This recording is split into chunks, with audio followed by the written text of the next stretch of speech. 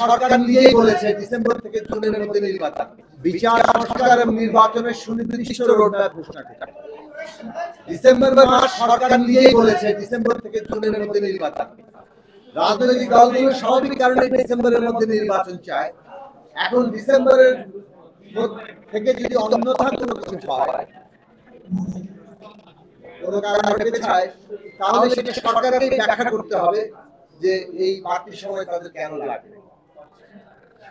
ঐকমত্য কমিশন বৈঠক শুরু করেছে দ্বিতীয় দফায় আগামীকাল থেকে।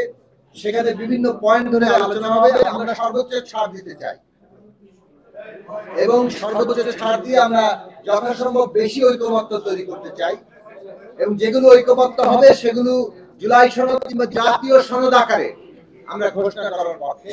যেসব বিষয়ে দ্বিমত আলোচনার পরও থেকে যাবে সেগুলো জনগণের মধ্যে যাবে, নির্বাচনের মধ্যে যাবে।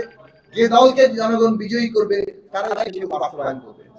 আমরা যেটা বলেছি যে নির্বাচনের তারিখ সুনির্দিষ্ট করা এই কারণে প্রয়োজন যে সংস্কারের বিষয়গুলো যেগুলো ঐকমত্য হচ্ছে, যেগুলো দ্বিমত আছে, সেখানে জনগণের অংশগ্রহণ তৈরি করা দরকার।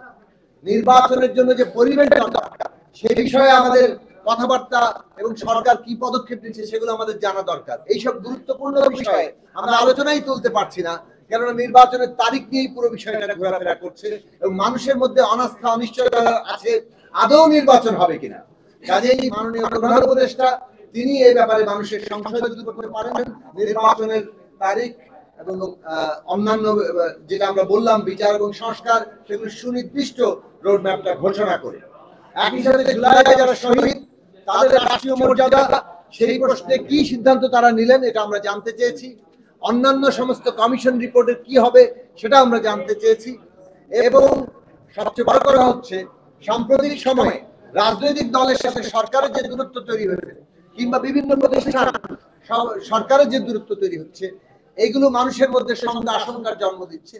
আমরা মনে করি যে সরকার উদ্যোগ নিতে হবে যাতে করে রাজনৈতিক দল সহ সকল অংশীজনদের সাথে এই দূরত্ব এবং এই ধরনের কোন রকম অনাস্থার জায়গাটা তৈরি না হয়, বরং আস্থা এবং একটা ন্যূনতম ঐকমত্যের মধ্য দিয়ে আমরা এই যে বিচার সংস্কার এবং নির্বাচনের মধ্য দিয়ে নতুন রাজনৈতিক বন্দোবস্ত, বাংলাদেশের নতুন গণতান্ত্রিক যাত্রা এটা আমরা নিশ্চিত করতে পারি।